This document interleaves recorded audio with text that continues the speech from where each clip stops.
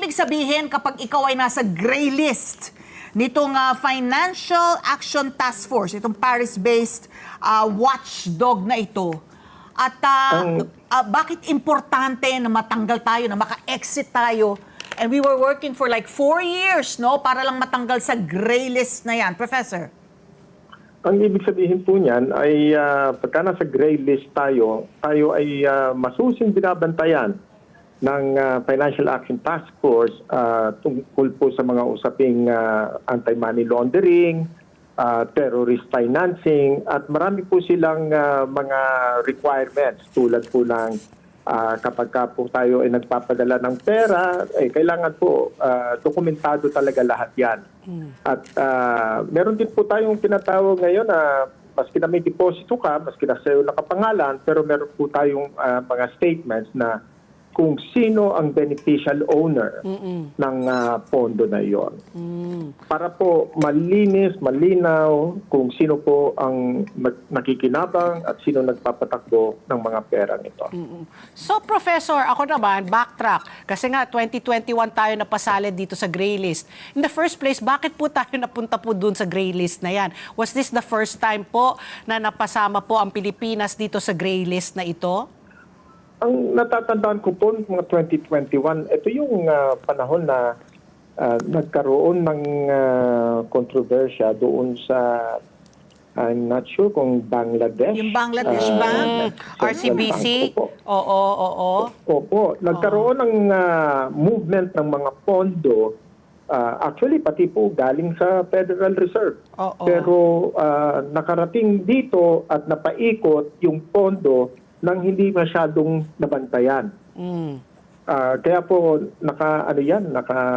nakagimbal sa maraming mga pamahalaan na paano makakaikot ang pera na yan nang hindi nakikita. Ito po, kung natatandaan po ninyo, yan yung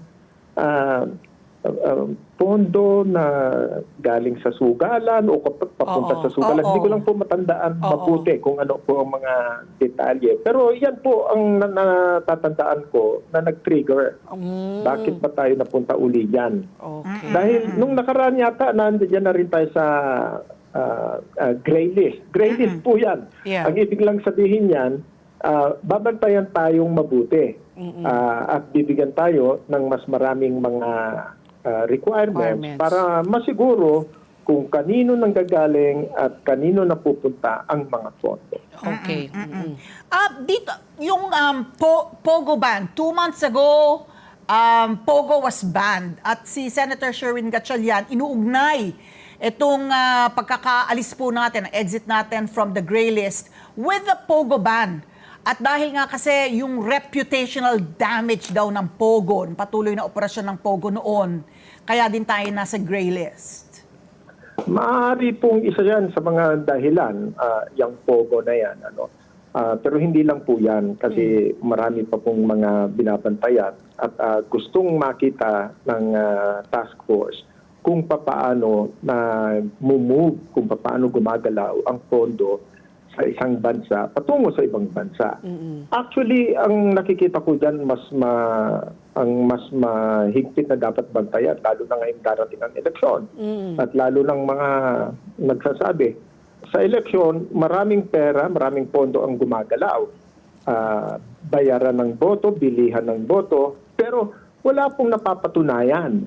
So sa akin, siguro kailangan magkaroon ng mas masusing pagtingin ang paggalaw ng pondo sa mga darating na eleksyon dito sa Pilipinas. So, Professor, ito po, no, pag natanggal na po tayo dito sa gray list, effective immediately ho ba natin mararamdaman yung mayroon bang kumbaga, yung benefit naman po natin bilang mga mamamayang Pilipino at saka sa mga OFWs po, ang pagtanggal po ng bansa natin po dyan sa gray list? How does that directly affect us?